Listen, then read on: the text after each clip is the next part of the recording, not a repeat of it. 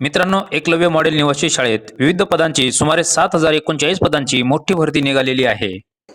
यामध्ये प्राचार्य 225 पदे, पदवीधर शिक्षक 3962 पदे, पदव्युत्तर शिक्षक 1460 पदे, वार्डन 635 पदे, नर्स 550 पदे, लिपिक 228 पदे आणि लॅब अटेंडंट 146 पदे। पात्रता 12वी ते पदव्युत्तर पर्यंत, वेतन 18,000 पासून ते 2 लाखापर्यंत। परीक्षा पद्धत ऑफलाईन म्हणजेच पेन आणि पेपर मोड पद्धतीनेच होणार आहे।